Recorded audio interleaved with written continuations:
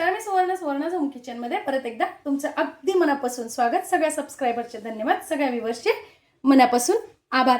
आज आपण खूप छान अशी भाजी बघणार आहोत, ती म्हणजे बटाट्याच्या काचऱ्याची, ती पण मॅगी मसाला वापरून. चला तर अगदी झटपट बनणारी, डब्यासाठी खूप सुंदर अशी भाजी. तीन बटाटे घेतलेले आहेत, काचऱ्या करून घेतलेल्या आहेत. त्याचे साल काढून छान अशा काचऱ्या करून घेतल्या, पातळ, खूप जाडही नाही आणि खूप बारीकही नाही. या पद्धतीने मी काचऱ्या करून घेतलेल्या आहेत बघा. आणि 2 ते 3 पाण्याने स्वच्छ धुवून घेतलेले आहेत. अर्धी पळी तेल टाकून घेतलेलं आहे आणि कढईत सगळीकडे ते छान आपल्याला पसरून घ्यायचंय. 1 चमचा टाकून घ्यायची मोहरी. थोडी काचऱ्याच्या भाजीला आपण मोहरी वापरली ना जास्तीची थोडीशी, तर छान लागते बघा, तुमच्या आवडीनुसार. 1 चमचा टाकून घ्यायचंय जिरं. पाव चमचा हिंग. हिंग जरूर घाला बटाट्याच्या भाजीला. अर्धा चमचा हळद, कढीपत्ता आणि आपण करून घेतलेल्या काचऱ्या.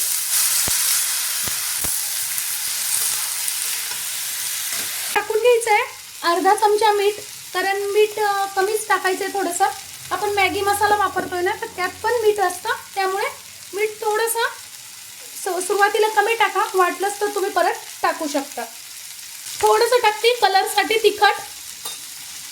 हे कलरचं तिखट आहे, कारण मॅगी मसाल्याची टेस्ट खूप छान असते, त्यामुळे तिखटाची गरज नाही, पण कलरसाठी मी टाकते. खूप झटपट डब्यासाठी मुलांना आवडणारी अशी ही आजची भाजी आहे. मुलंच काय, मोठ्यांनाही आवडते. आता आपल्याला 2 ते 3 मिनिटं झाकण ठेवून छान भाजी वाफवून घ्यायची आहे. हलवून बघायची आहे आणि परत 2 मिनिटासाठी पाहिजे तर झाकण ठेवून वाफवून घ्यायची आहे. बघा आता 2 मिनिटं झालेली आहे. या भाजीला अजिबात वेळ लागत नाही, खूप पटकन होते. आता काय करायचं आपल्याला, मॅगी मसाला घालून घ्यायचा आहे बघा. 1 चमचा मी घालतीये, तुम्ही तुमच्या आवडीनुसार घालू शकता. अशी हलवून घ्यायची आहे मसाला टाकल्यानंतर आणि परत साधारणतः 2 ते 3 मिनिटासाठी वाफवून घ्यायची.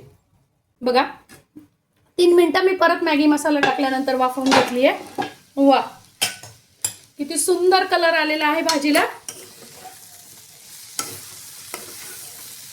आता बघायची चमच्यानी अशी दाबून बघा, छान अशी आपली भाजी वाफलेली आहे, म्हणजे शिजलेली आहे.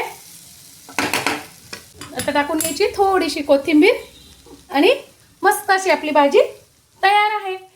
आजची माझी मॅगी मसाल्याची झटपट, मुलांना आवडणारी, मोठ्यांना आवडणारी अशी भाजी सुंदर तयार झालेली आहे. कशी वाटली रेसिपी कमेंट्समध्ये नक्की सांगा. चॅनलवर नवीन असाल तर चॅनलला लाईक, सबस्क्राईब आणि शेअर करा. धन्यवाद.